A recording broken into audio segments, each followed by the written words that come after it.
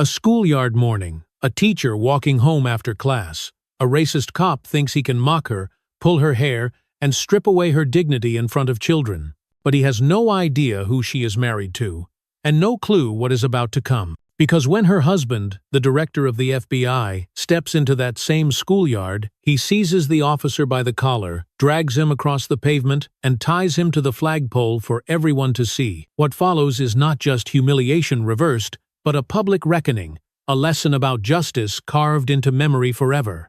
Stay with us, because this story will leave you stunned. Let us know what time you're listening and where you're tuning in from. Drop a comment below. We would love to hear from you. Under the wide August sky, the small-town schoolyard shimmered in the late afternoon heat. The cicadas droned from the trees, and the distant sound of a lawnmower echoed faintly from a nearby house. Angela Johnson adjusted the strap of her worn leather bag, her steps slow but steady, as she approached the gates where students lingered, their voices rising in uneven clusters of laughter and chatter, the echoes of a day that should have ended in peace. She was tired, but there was pride in the way she held her shoulders, the quiet dignity of a woman who had spent 20 years shaping young minds, teaching patience, discipline, and the kind of hope that can carry a child further than the walls of any classroom.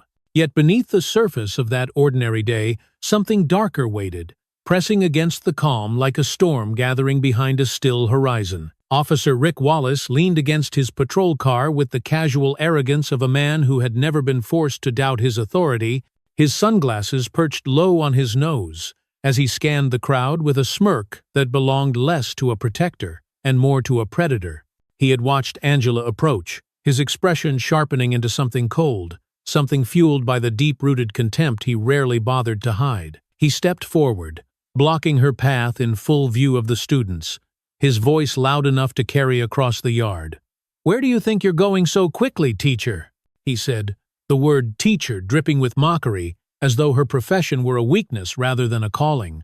The chatter around them died down, and silence spread like ripples through a pond, students shifting uneasily as they sensed the change in the air. Angela froze, her breath catching in her chest, and for a brief moment she told herself to stay calm, to keep walking, to not give him what he wanted. But he was already too close, the smell of sweat and stale tobacco heavy in the space between them, his presence overwhelming, his voice sharp with disdain. "Answer me," he demanded, tilting his head as though daring her to challenge him. She met his gaze, her dark eyes steady, though her heart thundered in her chest, and replied softly, "I am going home, Officer Wallace, as I do every day."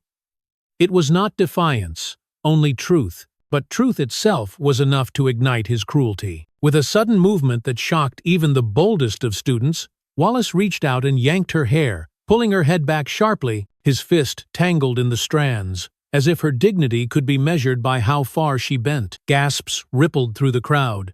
A boy dropped his backpack, and someone whispered her name, but no one stepped forward. Angela's lips parted in pain, her hand flying instinctively to the officer's arm, not to strike, but to steady herself, her voice breaking as she cried out, "Let me go!" The sound was small, almost swallowed by the heavy silence, yet it carried the weight of years of restraint, of countless moments when she had endured insults to protect her students, her family, her community.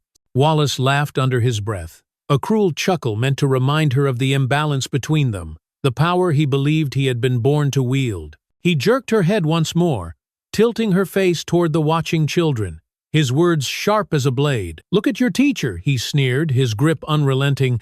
"This is what happens when people forget their place." The shame pressed against her like a second skin, burning hotter than the afternoon sun, and though tears welled in her eyes, she refused to let them fall, refusing to give him that victory. Around them, the air grew heavy, every heartbeat loud. Every breath caught in a moment that seemed to stretch endlessly between humiliation and silence. Angela's mind raced, not with anger, but with the desperate urge to protect the young faces staring at her, to shield them from the sight of her pain, from the lesson he was trying to teach. She forced her voice to remain calm, even as his grip tightened. "Please," she whispered, her tone quiet yet steady. "This is not necessary, Officer Wallace. Let the children go home." Her plea was not for herself, but for them, for the dignity she had always tried to instill, for the lesson she hoped they would carry even from this bitter scene. Her restraint only deepened the cruelty of the moment, for restraint was the one thing Wallace could never understand. As quickly as it began, he released her, pushing her back with a force that nearly sent her stumbling to the ground, his smirk widening as though he had won some invisible contest. Angela steadied herself, her shoulders trembling, her hand rising instinctively to smooth her hair, though the strands still stung from the pull. The students remained frozen, their eyes darting between her and the officer, their innocence pierced by a cruelty they could not name but would not forget. Wallace turned away as if nothing had happened, his footsteps loud on the concrete, the echo of his presence lingering like smoke after a fire. Angela did not cry. She gathered her bag, adjusted her blouse, and straightened her back, the dignity he tried to strip from her clinging stubbornly to the way she stood. Her voice, though quiet, carried across the yard as she said, "Class is over. Go home safely." The students obeyed slowly, some casting glances over their shoulders, others bowing their heads, their silence more powerful than words. She walked away under the fading sun, each step heavy yet deliberate, her body aching, her spirit torn, but her resolve still intact. By the time she reached the corner of the street, the sounds of the schoolyard had faded, replaced by the ordinary hum of the town. But the weight of humiliation pressed against her chest with every breath. She knew this wound would not fade quickly, that the memory of being pulled by the hair in front of her students would cling like a shadow, haunting her sleep, shaping her silence. Yet beneath the pain, a thought flickered, fragile but unbroken, that dignity is not surrendered by force but defended by endurance, and that even in humiliation, the strength to endure remains a quiet form of defiance. She did not look back, for there was nothing behind her worth seeing, only the hollow shell of a moment that would never be undone. Instead, she walked into the twilight, her figure small against the vast sky, her heart carrying both the sting of shame and the stubborn weight of dignity. The schoolyard remained behind her, empty now, but alive with the echo of what had just transpired. The image of a teacher humiliated in the place she had given her life to, a moment carved into memory, silent yet unforgettable. The evening after the incident unfolded with a quiet heaviness that pressed against every corner of Angela Johnson's modest home, the kind of silence that does not simply reflect peace but carries the hidden weight of pain unspoken. She had unlocked the front door, placed her bag on the small table by the entryway, and walked into the living room where the faint hum of the refrigerator and the muted ticking of a clock filled the air like steady reminders that life continued even when dignity had been broken. Jonathan Carter was still at work, his long hours as FBI director keeping him away until well after nightfall, and Angela was grateful for the empty space that gave her room to compose herself before facing questions she could not yet bear to answer. She removed her shoes slowly, her hands trembling in a way that betrayed the calm she tried to carry, then moved toward the kitchen to prepare a simple dinner, though her appetite had dissolved into nothingness. She filled a glass with water, the sound of it echoing louder than it should have, then sat at the kitchen table where the wood beneath her fingertips felt rougher than usual, as if even the surface had turned against her. Her mind returned unwillingly to the moment when Wallace's hand had gripped her hair, the sharp pain on her scalp still vivid, the gasps of her students replaying like a cruel chorus, and she pressed her palms against her temples as though she could push the memory away. The shame was not only in the act itself, but in the eyes that had watched, the innocence shattered, the unspoken question in their faces. How could a teacher who stood tall each day be pulled so low without anyone protecting her? She whispered softly into the empty room. "Why didn't I fight back?" But her own voice sounded foreign, and the answer never came. Jonathan returned later that night, the sound of his car in the driveway breaking the stillness, his footsteps steady as they crossed the threshold. Angela forced herself to stand, smoothing her blouse with hands that would not stop shaking, and greeted him with a quiet, "Welcome home." He kissed her cheek, his eyes searching hers for only a moment before he set his briefcase down and loosened his tie. "Long day?" he asked, his voice gentle yet tired, carrying the weight of decisions that stretched beyond their walls. Angela smiled faintly, nodding, and replied, "Just the usual, Jonathan. You must be exhausted." The lie sat heavy on her tongue, but he did not press, and soon he disappeared into his study, leaving her alone with the truth she refused to share. The days that followed were painted with a strange rhythm of routine and silence. Angela teaching her classes as though nothing had happened, her voice steady and patient, though her eyes often drifted to the flagpole outside, the same place where her humiliation had echoed through the yard.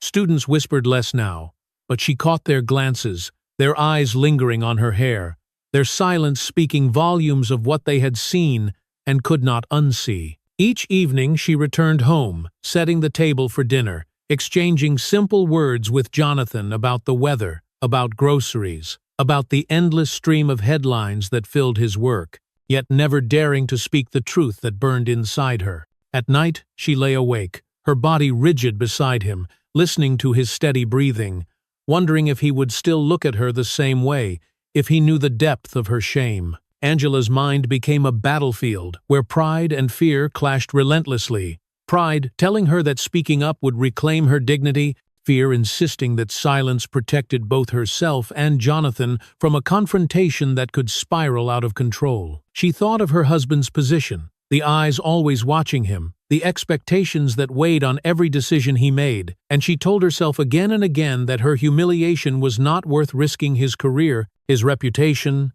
his peace. Yet each time she caught her reflection in the mirror, the faint redness on her scalp fading but never forgotten, she felt the lie gnaw deeper, a wound that grew in silence rather than healing. She washed dishes with trembling hands, folded laundry in silence, and taught lessons about courage and resilience to children who had seen her endure something she could not name aloud.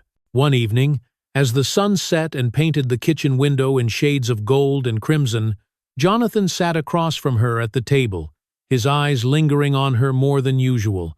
"You've been quiet these days," he said softly, the question tucked between concern and patience. Angela forced a smile, stirring her tea slowly, her spoon clinking against the cup. "Just tired," she answered, her voice calm but brittle, as if one more word might shatter it. Jonathan nodded, not pressing, but his eyes stayed on her longer than she wished, and she felt exposed, though the truth still remained buried inside her chest. Angela excused herself, walking into the living room where the shadows stretched long, the old clock ticking steadily, as though mocking her hesitation. She sat on the couch, her hands clasped together, whispering to herself, "Not tonight, not yet." She had lived her life teaching children to speak truth, to stand tall in the face of adversity, yet now she found herself hiding, her own silence heavier than any insult Wallace had thrown at her. She closed her eyes, her breath shaky, and leaned back into the cushions, the sound of Jonathan's voice faint in the kitchen as he took a call,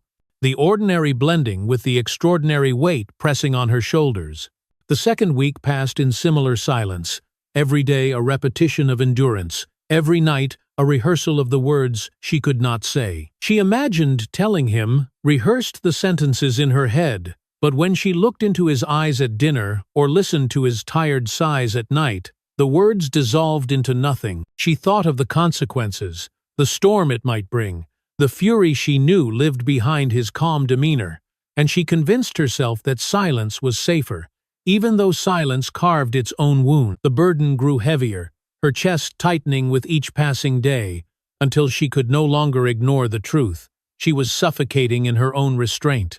On the 12th night, the house lay in darkness except for the faint glow of a lamp in the corner, and Angela sat alone at the kitchen table, her hands gripping a cup of cold tea she had not touched. Jonathan entered quietly, placing a file on the counter, and noticed her distant stare. "Angela," he said gently, his voice carrying the weight of concern he could no longer hide. "Something is wrong. Tell me." The room seemed to close in around her, the walls pressing closer, the silence breaking under the force of his words. Her lips parted, but no sound came, tears welling in her eyes before she could stop them. Jonathan reached across the table, his hand warm over hers, and whispered, "Whatever it is, you don't carry it alone." "Lam." She looked at him, her eyes shimmering with pain, but she shook her head, whispering, "Not yet. Please, not yet." He nodded slowly, his hand never leaving hers, and for the first time in weeks, she felt both the weight of her silence and the fragile strength of his patience. That night she lay awake again, listening to the rhythm of his breathing. But now the silence between them carried something different. Not emptiness, but the tension of a truth waiting to be spoken. The wound still throbbed, the memory still burned, yet beneath it all, the flicker of courage began to grow, fragile but undeniable, like a candle refusing to be extinguished by the wind. Angela closed her eyes, her breath finally steady, and for the first time since the incident, she allowed herself to believe that speaking the truth might not destroy her, but set her free. The night held her in its quiet embrace, the darkness no longer suffocating but protective, and when she finally drifted into sleep, her last thought was simple, steady, and clear. Silence had shielded her long enough, but silence would not be her final refuge. The night Angela finally decided to speak arrived without warning, though in truth it had been building silently for days, pressing harder against her chest until silence no longer protected her but suffocated her instead. The house was dimly lit, a single lamp glowing in the living room, the muted hum of the refrigerator echoing through the kitchen, and the occasional sound of crickets drifting in from the open window. Jonathan Carter sat in his chair, his suit jacket draped across the armrest, his tie loosened, his face lined with the exhaustion of endless hours spent navigating the demands of his office. Angela stood in the doorway, her hands clasped tightly together, her breath shallow, her heart beating louder than the quiet of the room could contain. For a long moment she said nothing, only watching him, her eyes searching for the man she had always trusted, the one who had carried burdens far heavier than hers, yet never failed to look at her with steadiness. He glanced up from the file resting on his lap, his brow furrowing when he caught the tension in her stance. "Angela," he said gently, his voice low, "come sit with me.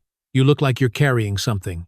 She walked slowly toward him, each step deliberate, the weight of the past days pressing against her spine, the memory of Wallace's grip on her hair still burning like a brand. She lowered herself onto the couch beside him, her hands folded in her lap, her eyes cast downward, as though the floor itself demanded her confession. Jonathan waited in silence, his patience a shield rather than a demand, giving her space but offering his presence like an anchor. The clock on the wall ticked softly, each second amplifying the weight of her hesitation, until finally she drew a breath and whispered, "Something happened at the school." His eyes sharpened instantly, his posture shifting. But he did not interrupt, instead nodding slowly, encouraging her to continue. Angela's voice trembled, carrying both shame and strength, as she spoke of that afternoon, the moment Wallace stepped into her path, the words he used, the cruelty that laced his tone. She paused, her throat tightening, and Jonathan's hand reached for hers, steady and warm. "Go on," he murmured, his voice both gentle and commanding. Her words grew steadier as she described the moment his hand gripped her hair, the pain that shot through her scalp, the gasps of the students, the silence that followed. Tears welled in her eyes, sliding down her cheeks despite her effort to contain them, and she whispered, "He pulled me in front of the children, Jonathan. He made me feel small, as if I were nothing." Her voice cracked, the weight of humiliation spilling into the open air, no longer hidden in the shadows of her own mind. Jonathan's jaw tightened, his hand clenching around hers, his eyes darkening with the storm he always kept buried beneath discipline and restraint. He said nothing, but the stillness of his silence carried more fury than words could ever hold. Angela lowered her gaze, ashamed of her own tears, ashamed that she had waited so long to speak, but Jonathan lifted her chin gently, forcing her to meet his eyes. "You are not nothing," he said, his voice steady but edged with steel. "You are my wife. You are a teacher. You are respected. What he did was not your shame. It is his." The conviction in his tone cut through her trembling, but the storm behind his eyes unsettled her, and she whispered quickly, "I did not want to tell you. I was afraid of what you might do."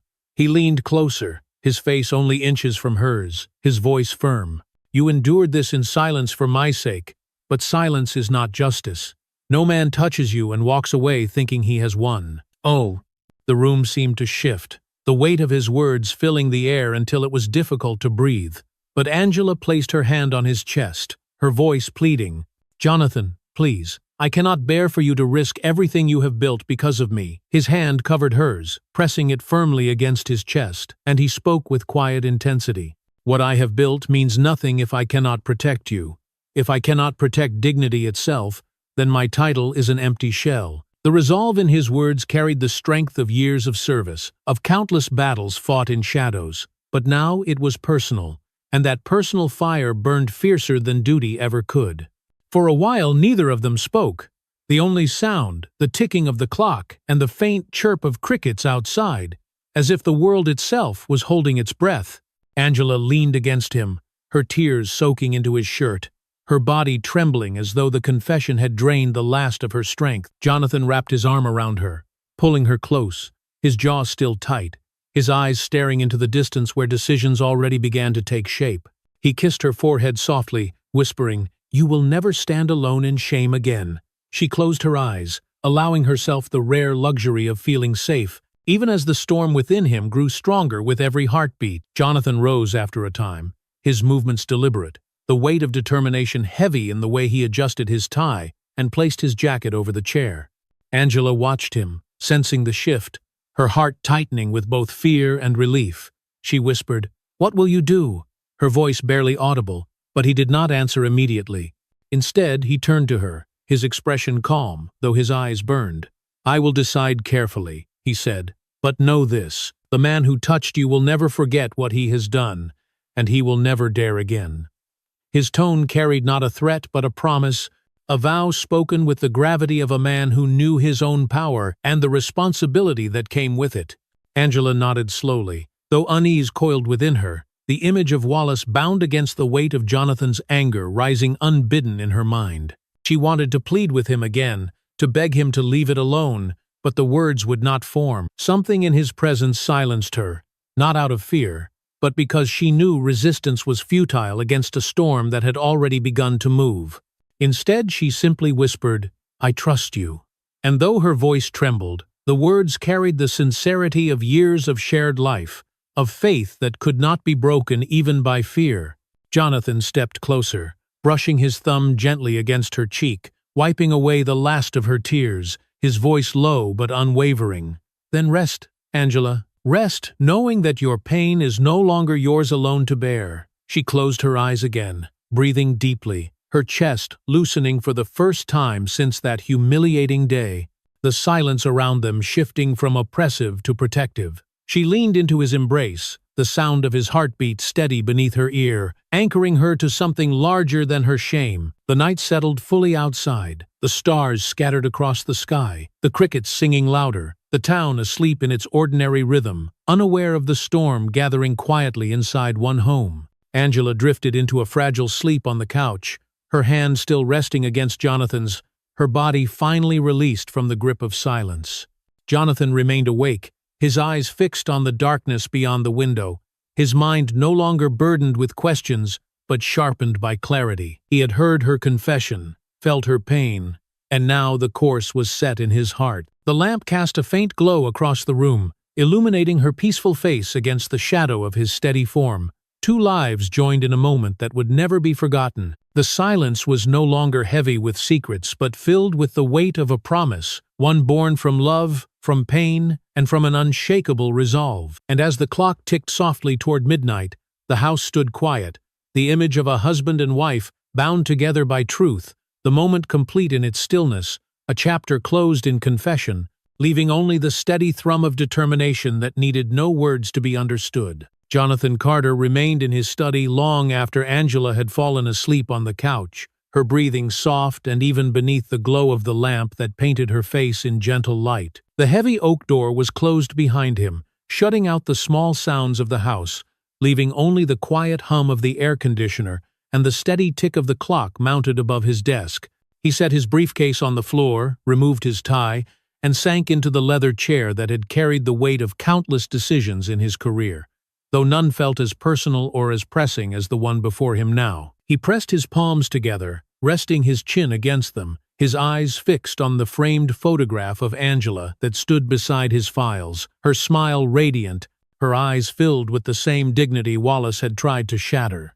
He sat motionless for a long time, allowing the silence to press against him, his mind retracing every word of Angela's confession, every tremor in her voice, every tear that had slid down her cheek. He remembered the way she lowered her eyes when she described Wallace's hand in her hair, the shame that lingered even in her whisper, and the quiet plea that he not risk everything he had built.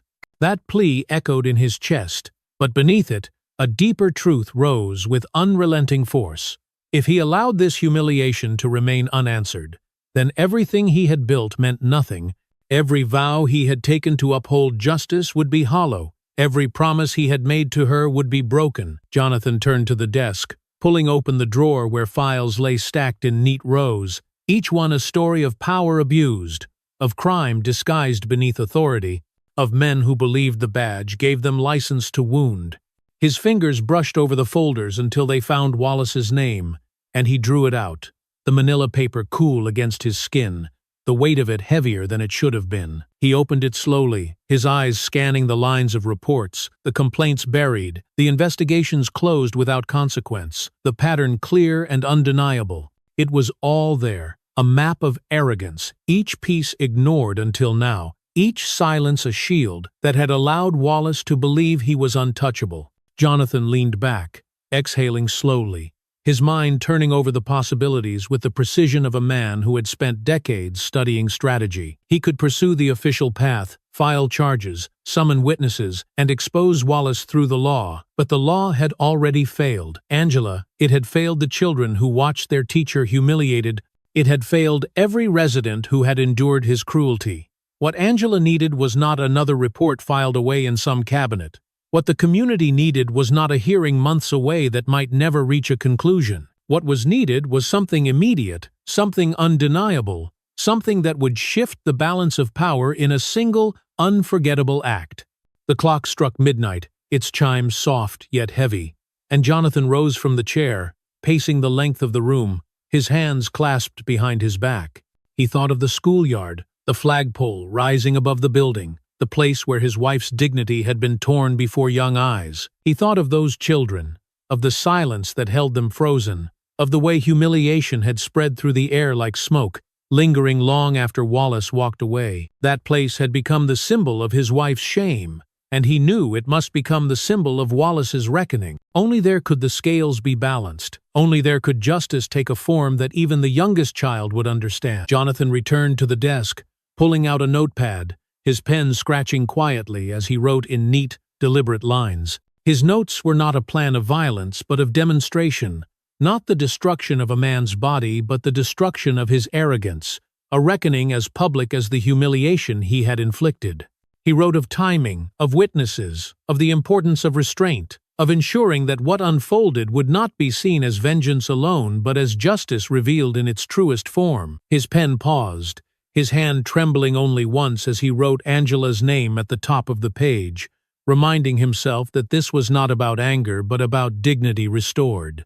He closed the folder, placed it back in the drawer, and rose once more, walking to the window where the night stretched wide, the stars scattered across the sky, the faint sound of a distant train echoing across the town. His reflection stared back at him from the glass, his shoulders squared, his jaw set, his eyes steady, the image of a man who had carried law and order across his career, but who now understood that justice sometimes required stepping beyond protocol. He whispered to himself, his voice barely audible, "This will not stand." The words hung in the stillness, a vow as binding as any oath he had ever taken. Hours passed, but Jonathan did not sleep. He sat once more in his chair, reviewing the steps in his mind, refining them until they became as clear as the lines on his face. He imagined Wallace's smirk erased, his arrogance stripped, his authority undone not in the shadows of a courtroom but in the light of day, before the very eyes that had witnessed Angela's pain. He imagined Angela standing in that yard again, not as a victim, but as a woman whose dignity had been defended, whose worth had been proven beyond question, and he imagined the students, their young hearts carrying forward a different lesson, one not of silence but of courage, one not of fear but of justice. When dawn finally broke, spilling light across the horizon, Jonathan closed his notebook and rose, his movements slow but certain, his decision no longer a question but a truth written in his very blood. He stepped quietly into the living room, where Angela still slept, her body curled beneath the blanket, her face peaceful at last, her hair falling across her cheek. He stood for a moment, watching her, his chest tightening with both love and resolve, the image of her dignity guiding every thought, every choice, every step he would take. He bent down, kissed her forehead gently, and whispered, "Rest easy." "No." He straightened, his eyes catching the morning light filtering through the window, the world outside waking with its ordinary rhythm, unaware of the storm gathering in his heart. Jonathan Carter walked back into his study, the door closing softly behind him. The weight of his decision settled fully across his shoulders. He no longer felt the hesitation of the night, no longer battled between restraint and action, for the choice had been made, the course clear, the vow unshakable. And in that moment, as the sun lifted higher, painting the room in pale gold, the man who had spent his life serving the law stood not as a director or as an agent, but as a husband who had chosen dignity over silence, justice over complacency, and action over fear. The house remained still, Angela asleep, the clock ticking steadily, the hum of the air conditioner carrying on as if nothing had changed, yet everything had shifted. Within the quiet walls of that home, a decision had been made, one that could not be undone, one that carried the weight of love and the fury of justice intertwined. Jonathan Carter sat once more at his desk, his hands folded calmly, his eyes fixed on the light that spread across the floor, the decision complete, the moment whole, leaving only the silence of a man who had chosen, and chosen without regret. Jonathan Carter began his quiet investigation with the same precision he had once reserved for national threats, yet this time the target was not a faceless network, but a single man who had wounded his wife's dignity.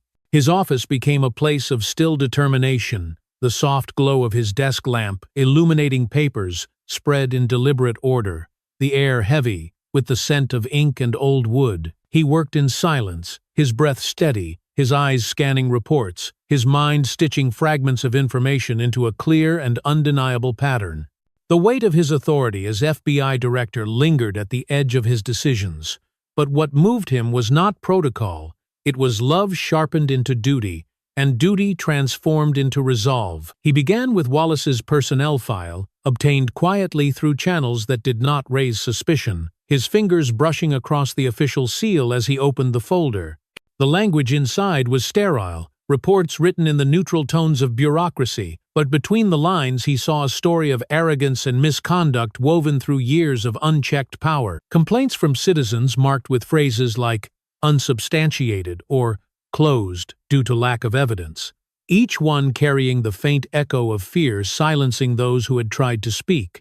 Jonathan leaned back, closing his eyes for a moment, hearing Angela's voice again. The tremor when she described the pull on her hair, the gasps of her students, and he whispered to himself, "This is not the first time. It will not be the last unless someone stops him. I'm soap." He returned to the task, his pen moving swiftly as he made notes in the margins, his handwriting neat and decisive. He connected incidents of excessive force, names of those who had filed grievances, times and dates that revealed patterns of intimidation and cruelty. The deeper he went, the more the portrait sharpened into focus. Wallace had built his sense of invincibility on silence, protected by colleagues who looked away and a system that valued order over truth. Jonathan's jaw tightened, the lines around his mouth deepening as he murmured, "He believed no one was watching closely enough." He was wrong. The ticking of the clock grew louder, each second pushing him further from hesitation and closer to clarity. Outside the office window, the night deepened, the street quiet except for the occasional hum of a passing car. But inside the study, the air pulsed with tension. Jonathan picked up the phone once, considered calling a trusted colleague, then set it down again, his decision clear. This was not an investigation for the system. This was a reckoning he would carry out himself, built not on violence but on exposure, not on hidden hearings but on undeniable truth.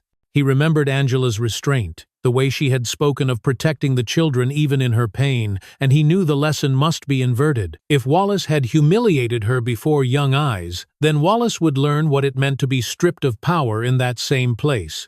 Jonathan rose from his chair, pacing slowly, his hand brushing across the shelves lined with files and books, the familiar scent of paper grounding him in the gravity of his choice. He whispered aloud, as if to test the sound of his conviction, "He will be held accountable, not in whispers, but in daylight. His reflection in the glass of the window looked back at him, older now, lined with the years of battles fought in silence, yet still fierce with purpose. He thought of the children who had watched, their silence carved into memory, and he resolved that they would see something different, something that would stay with them longer than Wallace's cruelty. They would see dignity defended, justice embodied, and arrogance undone. Angela entered quietly at one point, her presence soft against the tension, her voice gentle as she asked, "You're still working?" Jonathan turned, his expression steady, his hand closing the folder instinctively, though not with secrecy, but with the need to protect her from the weight of his plan. "Just reviewing some things," he said, his tone calm. She studied him for a moment, her eyes reading the lines on his face, and she nodded slowly, placing a hand on his shoulder before retreating to the bedroom. He watched her leave, the sight of her figure in the doorway tightening his chest with both love and resolve, and once she was gone, he whispered to himself, "This is for her. This is for every silent face that trusted the system and was betrayed." The night stretched long, the hours marked by the scratch of his pen and the quiet turning of pages, until his notes formed a map not of legal proceedings but of moral consequence. He listed names of students present that day, the time of morning assembly, the position of the flagpole, the visibility from the street, every detail shaping a stage where truth could not be hidden. He imagined Wallace bound not by law alone but by the weight of his own arrogance, standing exposed before the very children he had tried to impress with cruelty. Jonathan's hand trembled once, the enormity of his choice pressing against him, but he steadied it quickly, whispering, "No more silence." When the first light of dawn broke through the blinds, painting the desk in pale gold, Jonathan leaned back, his eyes red from sleeplessness, but his mind sharpened into clarity. The file on Wallace lay closed now, but the truth it contained burned in his memory, every word a spark that fueled the fire in his chest. He rose, stretching his stiff shoulders, and walked once more to the window, the town below waking slowly, unaware of the storm gathering within its quiet streets. His reflection stared back, calm but resolute, a man no longer burdened by doubt but driven by purpose. He returned to the desk, gathered the papers into neat stacks, and placed them back into the drawer, closing it with finality. He pressed his hand against the wood for a moment, his eyes closing, his breath steadying, the decision complete. The room was silent again, the hum of the air conditioner, the only sound, yet within that silence a vow had been carved deeply, a vow that would not be undone. He glanced once more at Angela's photograph, her smile still bright, her eyes still filled with dignity, and he whispered softly, "You will not carry this alone anymore." The study grew brighter as the sun climbed higher, shadows retreating into corners, the ordinary rhythm of the world returning outside. Jonathan Carter remained still, his figure calm, his expression firm, the weight of the investigation no longer in files or reports, but in the unshakable decision carved into his heart. And as the clock marked the hour, the moment stood whole, finished, and undeniable, leaving only the quiet image of a man who had gathered the truth, faced its weight, and chosen the path forward with a resolve that would not falter. Jonathan Carter knew that planning the moment mattered as much as carrying it out, because justice without clarity could be mistaken for chaos, and chaos would serve no one. He spent his days moving carefully, speaking with colleagues as though nothing weighed on him, and yet every decision he made in private bent toward a single purpose. In his study, with the blinds half closed and the golden afternoon light filtering through, he walked slowly between the desk and the window, his mind rehearsing each step of what had to come. He was not consumed by anger, though anger lived in him like fire, but by the need to craft a scene so undeniable that silence could no longer bury the truth. The schoolyard was always present in his mind, its wide space lined with oaks, the flagpole rising steady at the center, the concrete path leading children each morning into a place of learning and hope. It had been a sanctuary for Angela, until Wallace turned it into a stage for humiliation, and now Jonathan intended to reclaim it, to transform the same ground into a place where arrogance would fall under the weight of accountability. He considered the timing carefully, choosing morning assembly when students stood gathered in neat rows, their voices lifted in pledge and song, the air filled with the sound of youth that carried innocence and promise. To strike at that moment would carve a memory not of weakness but of strength, not of shame but of dignity reborn. Late at night he returned to the yard, walking the space in silence, his footsteps echoing against the empty concrete, the cool night air sharp in his lungs. He stopped near the flagpole, looking up at its height, imagining the sunlight striking it as hundreds of eyes turned toward the symbol above them. He whispered into the darkness, "This will be where the balance returns," his voice steady though no one else heard. The rustle of leaves answered him, the faint sound of crickets filling the air, and he felt the weight of history pressing against him, reminding him that justice, when ignored too long, must be made visible. Angela noticed his absence one evening when he lingered longer than usual, her eyes narrowing with quiet suspicion, though she said nothing. When he returned, she asked softly, "Where were you, Jonathan?" He paused for only a breath before answering, "I went for a walk. I needed to think." She studied his face, the tension in his jaw, the shadows beneath his eyes, and though she felt the truth ran deeper, she chose silence, trusting him as she always had. He kissed her cheek, his hand lingering against her shoulder, and whispered, "You deserve more than what he gave you.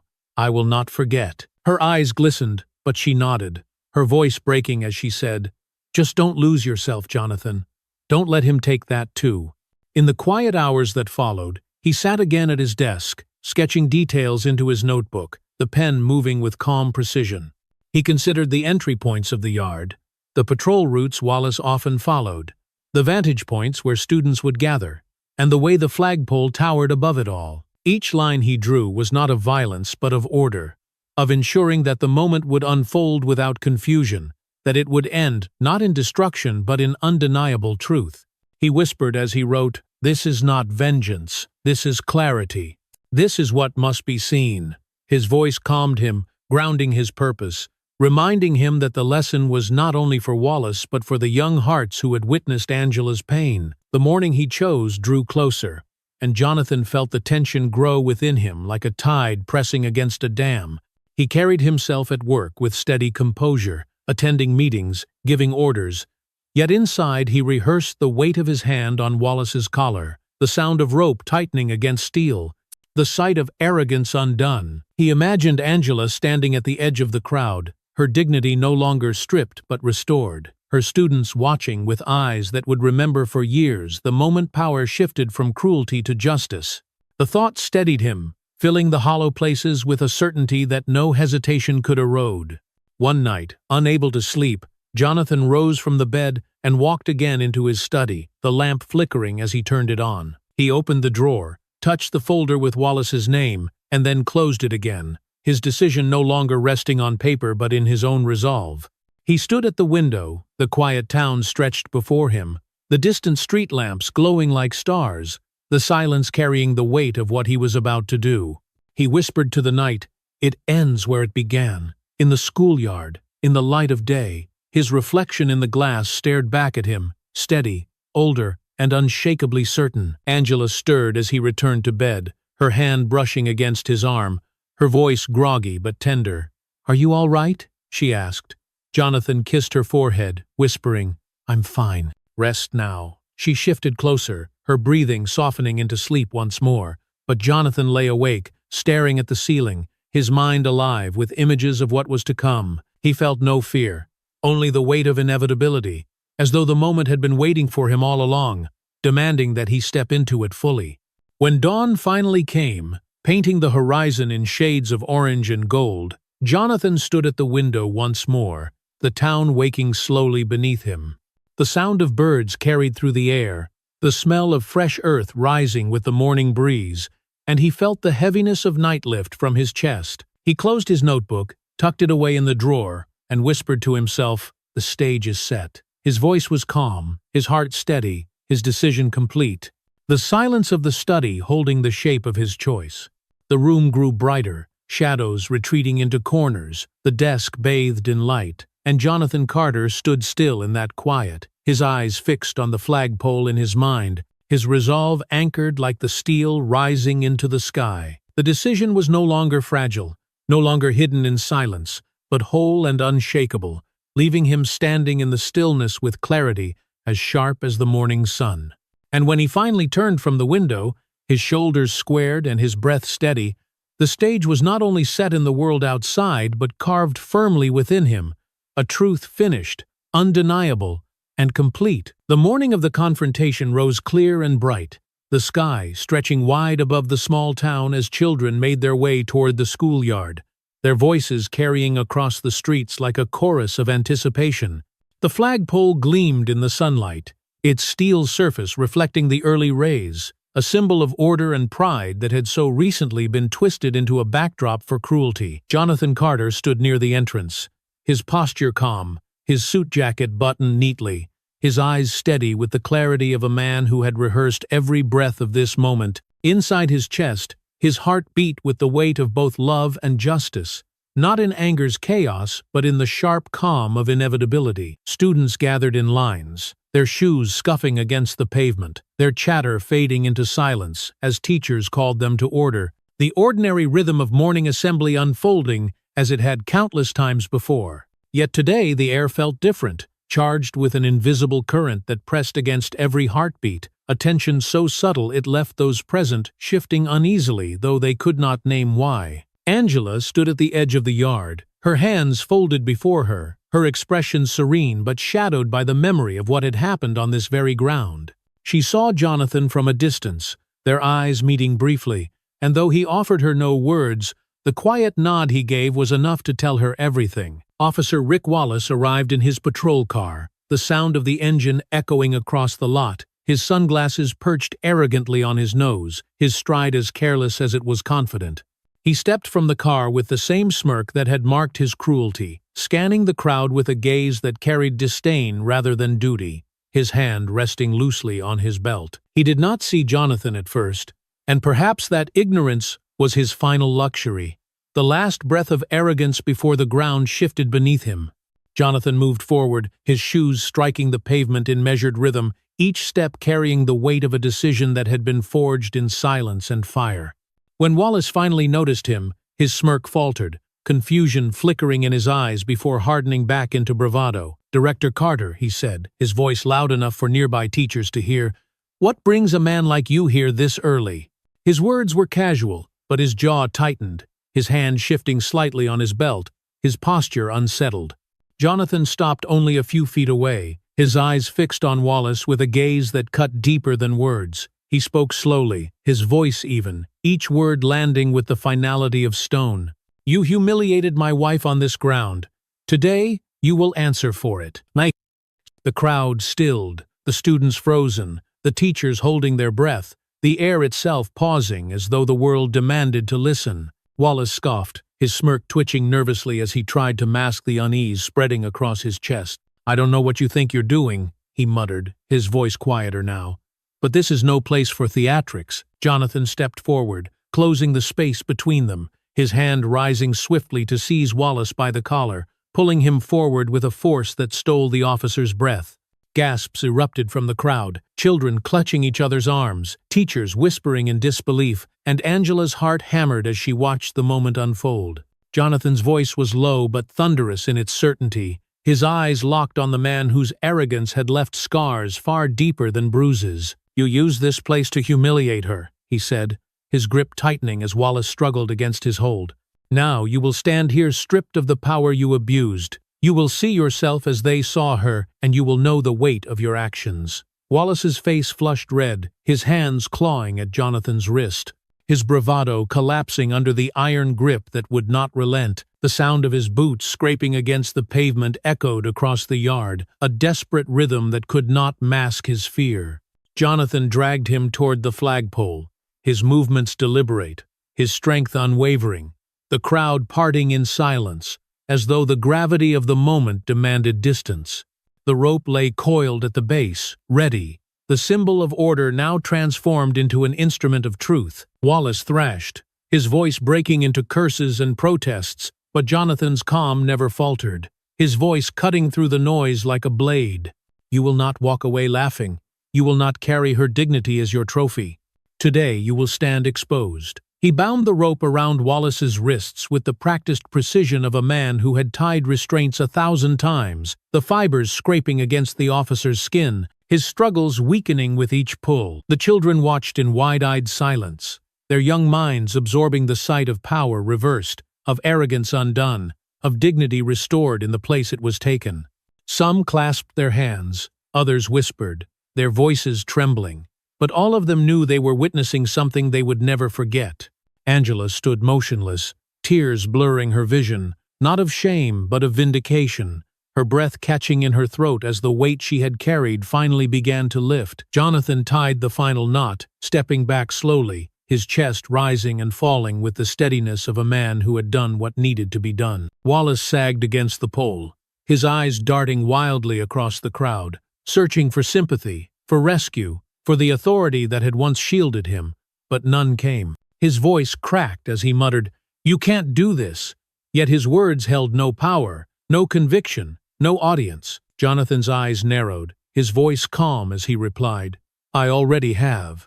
The stillness that followed carried more weight than any punishment a court could hand down, a silence that echoed louder than Wallace's protests, a silence that carved itself into the memory of every witness. Jonathan released his grip fully, his hands falling to his sides, his body calm, his eyes steady, his choice complete. The yard remained frozen for a long moment, the flag above rippling gently in the morning breeze, the sunlight striking its fabric as though blessing the act below.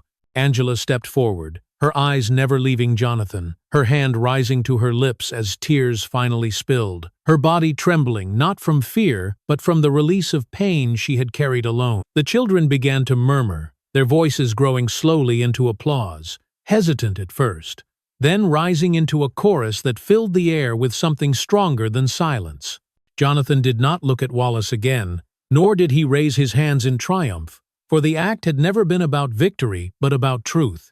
He turned his gaze instead toward Angela, his eyes softening, his expression calm, his body still as the sound of applause grew around them. She met his gaze, her tears falling freely now, and though no words passed between them, the message was clear, undeniable, and complete.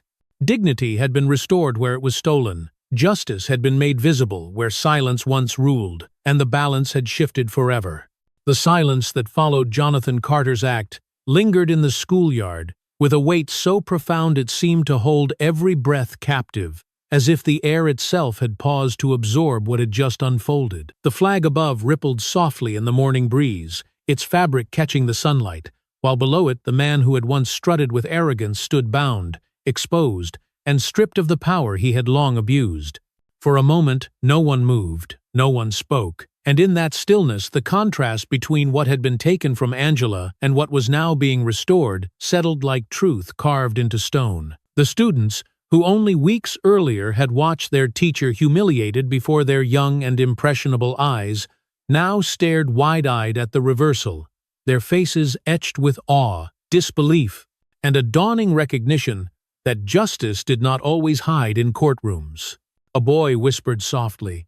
He tied him to the flagpole, his voice trembling with both fear and admiration, while another girl clutched her friend's hand, whispering, "He did it for her." Their murmurs spread quietly through the rows until whispers gave way to scattered applause, hesitant at first, as though uncertain whether they were allowed to celebrate, but growing with each clap until the sound filled the yard like rain breaking a long drought. Angela stood motionless at the edge, her hand pressed against her mouth, her heart pounding as she watched the scene unfold before her. For days she had carried the sting of humiliation in silence, her dignity trampled in front of the very children she had vowed to protect, and now those same children were watching a different lesson. Tears welled in her eyes, spilling freely down her cheeks, not of weakness but of release, the weight she had borne alone finally lifting as she whispered to herself, "They will remember this, not the shame." Her voice trembled, but for the first time since that day, the tremble carried hope rather than fear. Jonathan remained still, his hands at his sides, his posture calm, his eyes never leaving Wallace, who thrashed weakly against the rope but found no escape. The officer's protests rang hollow, his voice cracking as he shouted, "This is wrong! You can't do this! I'm the law here!" Yet his words carried no power anymore. The students saw not a protector but a man undone, his arrogance stripped bare, his authority shattered by the truth of his own actions. Jonathan finally spoke, his voice even and steady, carrying across the yard with a clarity that silenced every whisper. The law is not yours to abuse. The uniform does not give you the right to humiliate the innocent. Today you stand as you made her stand, before the eyes of those you sought to impress. I mean so. Gasps moved through the crowd, not of fear but of recognition, as the weight of his words settled into their hearts, words they would repeat later at dinner tables and in quiet conversations. Teachers stood at the edges, their faces conflicted, torn between the rules they had been taught to uphold and the undeniable justice they saw before them. Principal Clara Evans, standing tall among them, whispered softly, "Sometimes the lesson cannot be found in books. Sometimes it is here, in what we choose to witness." Her words were quiet, but they carried to those nearest her, and they nodded slowly, their eyes fixed on the man bound to the pole. Wallace's breathing grew ragged, his voice breaking into pleas rather than commands. "Let me go," he muttered, his eyes darting wildly, searching for allies, but finding none in the faces of children who had once flinched under his gaze. Jonathan stepped closer, his expression calm, his tone unshaken. "You will stand here until the truth settles into memory. No more hiding behind silence, no more disguising cruelty as duty." He did not raise his voice, but the authority within it carried the weight of decades, the kind of authority that does not need shouting to be believed. Angela moved slowly into the yard, her steps hesitant but steady, her eyes never leaving Jonathan. Students parted instinctively as she walked, their young faces following her as though she carried the gravity of a figure larger than life. She stopped a few feet away from him, her tears still falling, her voice barely audible as she whispered, "Jonathan." He turned, his eyes softening, his chest rising with the weight of the moment, and for a heartbeat the world seemed to narrow to the two of them. She shook her head slightly, her words trembling. "I never asked you to do this, but I see why you did." He nodded, his reply calm and sure. It was never about asking, it was about restoring what should never have been taken. The applause from the children swelled louder now, not chaotic but rhythmic, echoing across the yard like a chorus of affirmation.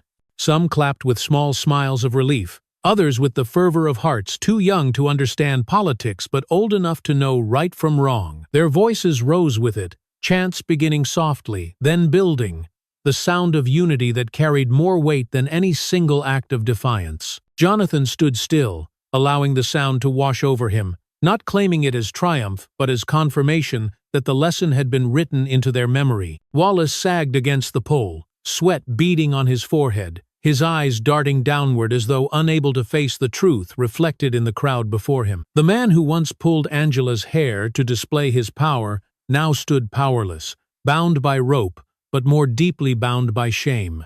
The rope was only a symbol, but the true restraint was the eyes of those children, the memory of their applause, the knowledge that his arrogance had been laid bare. Jonathan looked at him one last time, his voice quiet but piercing. "Now you know what it feels like to stand without dignity. Remember it well, because they will." Nah. The yard began to settle as teachers guided the students back into order, but the sound of their voices, their clapping, their murmurs, lingered like the echo of a bell long after it has been struck. Angela stood beside Jonathan, her hand finding his, their fingers intertwining in silence, their eyes fixed on the flag above them. The morning sun gleamed on its fabric, the red, white, and blue waving steady in the breeze, a symbol reclaimed not by speeches or decrees, but by the courage of one man standing for dignity. Jonathan did not smile, nor did he raise his hands in triumph. He simply breathed, his chest rising with calm steadiness, his heart quiet in the knowledge that the balance had been restored, however briefly. Angela's tears slowed, her breath settling, her body leaning gently against his, her dignity no longer shadowed but standing in the light with her once more. The children would remember this morning not as the day their teacher was humiliated, but as the day justice was made visible, clear, and undeniable. And as the final echoes of applause faded into the morning air, the yard stood silent again, the rope holding Wallace firm, the flag rippling above, and the truth carved into every witness's heart. The image was complete, the moment finished, leaving only the stillness of a justice that needed no further words, a scene whole in itself, its lesson already woven into the memory of a community that would never see their world the same way again. The applause that had risen across the yard eventually faded into a hum of whispers, the sound of children processing something far greater than their years could easily carry.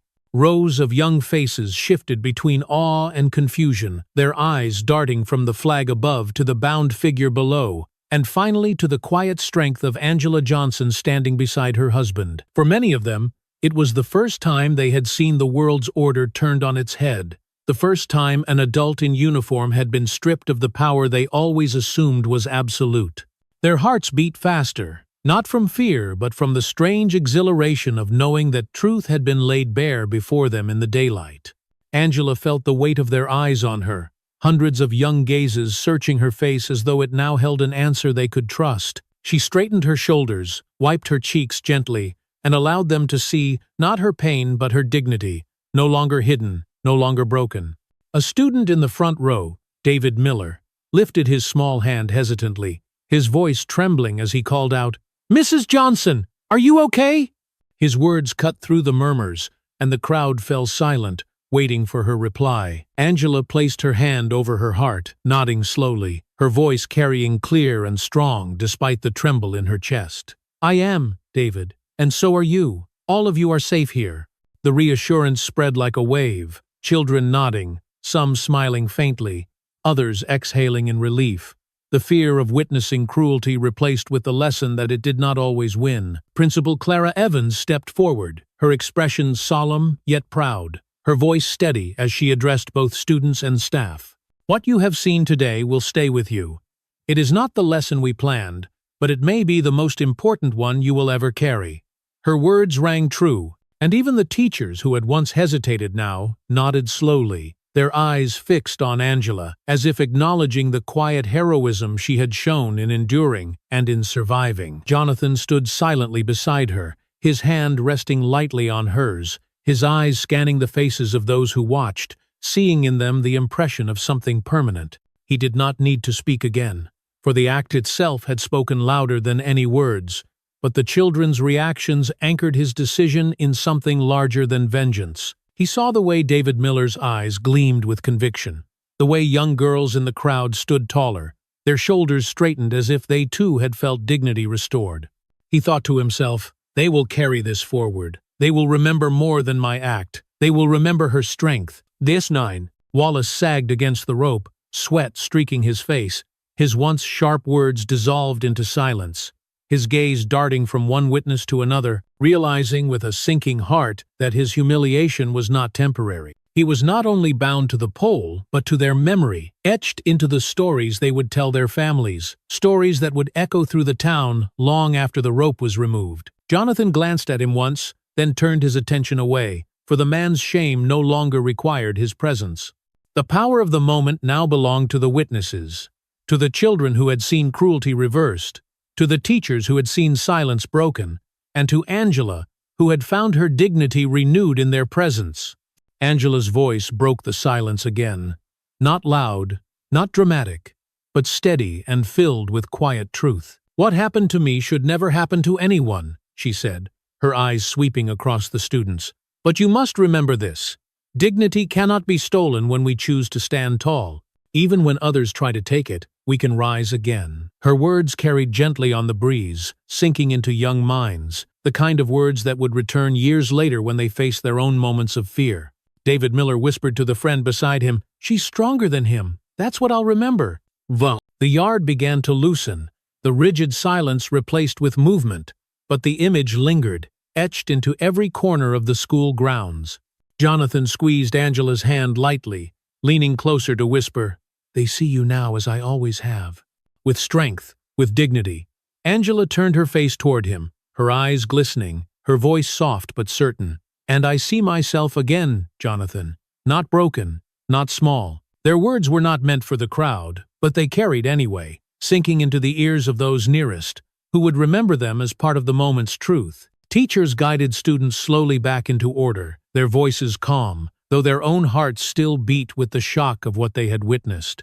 Yet none of them could deny the lesson carried in silence, the transformation they had seen unfold, not in books or speeches, but in flesh and bone before their eyes. Clara Evans lingered near the front, her gaze fixed on Angela, and she spoke softly to a colleague.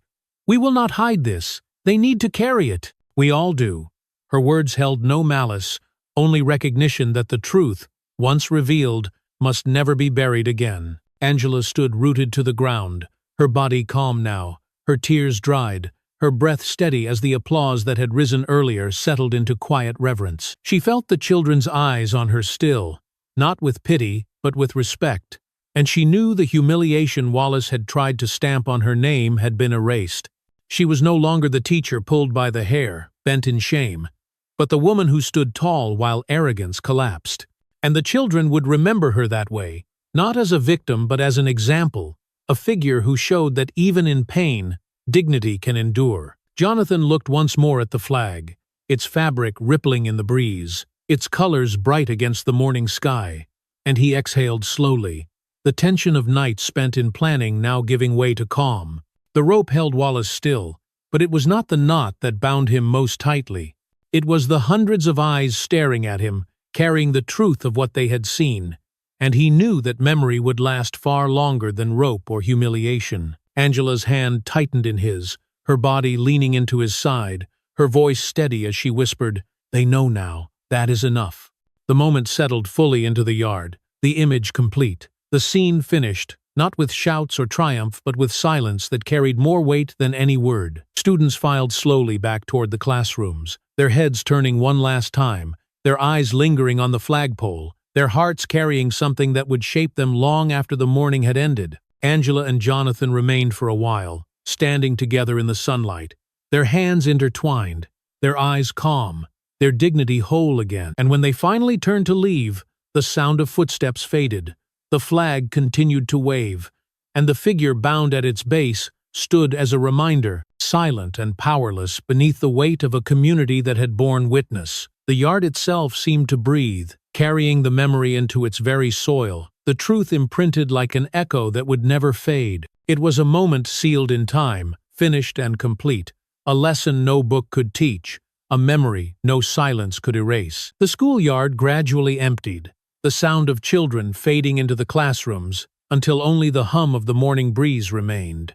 The flag above continued to ripple, steady and bright, while at its base Wallace stood hunched, his shoulders sagging, his arrogance stripped away with every passing second of silence. Jonathan Carter did not need to tighten the rope further or raise his voice again, because the moment had already reached its completion, the lesson already sealed in the memory of all who had seen. He stood quietly, his hand still holding Angela's, his chest rising with the calm steadiness of a man who had chosen truth over silence. Angela breathed deeply, the tightness in her chest finally loosening, her tears drying into the soft calm of relief. She turned toward Jonathan and saw in him not only the authority of his title, but the unshakable devotion of a husband who refused to let shame define her.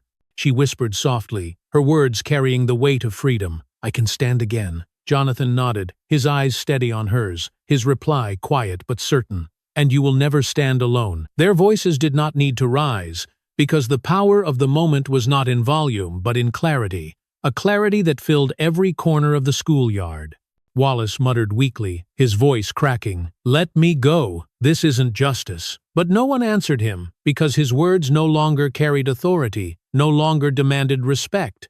The children had seen his cruelty, the teachers had borne witness to his downfall, and the rope was only a symbol of a truth already exposed. Jonathan glanced at him once, then turned his eyes back to Angela, choosing not to waste another word on a man who had already lost far more than his freedom. Principal Clara Evans stepped forward, her face calm, her voice steady as she spoke, so that every student listening from the windows could hear. "This is what happens when silence ends. This is what it means to protect dignity." Her words carried the authority of a lifetime spent guiding children, but even she knew that no book, no lesson, no lecture could match what had unfolded that morning.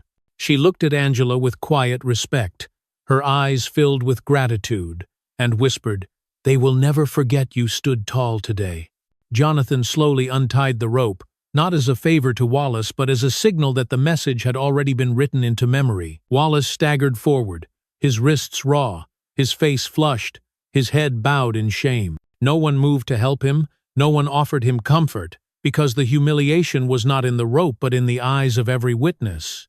He shuffled away slowly, his figure smaller than it had ever been, his silence louder than all his past arrogance combined. Angela raised her gaze to the flag above, the red, white, and blue glowing in the light of morning, and for the first time since the day of her humiliation, she felt whole again. She spoke softly, not to the crowd, but to herself. "This is finished." Jonathan heard her, his voice calm as he replied, "Yes, finished and remembered." Together they stood for a final moment, their hands joined, their dignity intact, the yard around them still vibrating with the echo of justice made visible. The students pressed against the windows of their classrooms, whispering to one another, carrying words they would repeat that evening at dinner tables across the town.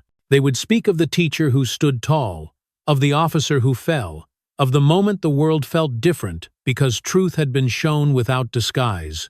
And those whispers would grow into stories told again and again, each retelling carrying the same message. Silence does not protect dignity, only courage does. As Jonathan and Angela turned to leave, their footsteps slow and steady across the pavement, the crowd's murmurs softened into reverence. The schoolyard was quiet once more, but its soil carried the imprint of what had unfolded, the truth now woven into its memory. The flag continued to wave above them, not changed but reclaimed, its meaning renewed in the eyes of those who had witnessed. For the older hearts who would hear this story, for those who have carried decades of history and felt the weight of silence in their own time, the message is clear. Dignity is not given by authority, it is defended by courage.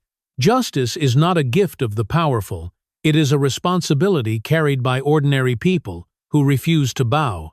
And silence, no matter how heavy, can always be broken when one voice chooses to rise. Angela and Jonathan left the yard together, their steps aligned, their silence peaceful, their presence whole. The children watched until they disappeared beyond the gates, and though the morning returned to its ordinary rhythm, no one in that school would ever see the world the same way again. The image that remained was simple yet complete, a flag rippling steady in the morning light, a husband and wife walking hand in hand, and the quiet knowledge in every witness's heart that dignity, once restored, can never again be taken lightly. Life often reminds us that dignity is not something others can give or take away. It is something we must protect with courage. In this story, we saw a teacher humiliated in front of her students, and we saw how silence weighed heavily on her spirit. Yet we also saw what happens when love and justice step forward. Her husband did not act from anger alone, but from the deeper truth that dignity must never remain buried under shame. For older generations especially, this lesson is powerful, because many of you know the weight of silence, the cost of endurance, and the strength it takes to stand when standing feels impossible. What matters most is not the rope around the guilty or the applause of the crowd, but the reminder that truth shines brightest when it is seen openly. Justice is not always found in courtrooms. Sometimes it is found in the courage to face humiliation, to restore what was broken, and to let others learn from what they witness. The children who watched that morning will carry the lesson for the rest of their lives. And we, no matter our age, are reminded that we still have the power to stand for dignity, to protect it in our families, in our communities, and within ourselves. If this story touched you, if it reminded you that silence can be broken and dignity can be reclaimed, then I invite you to support our channel. Please like this video, subscribe, and share it with others so the message can continue to reach those who need to hear it most. Your presence here matters, and together we can keep these lessons alive.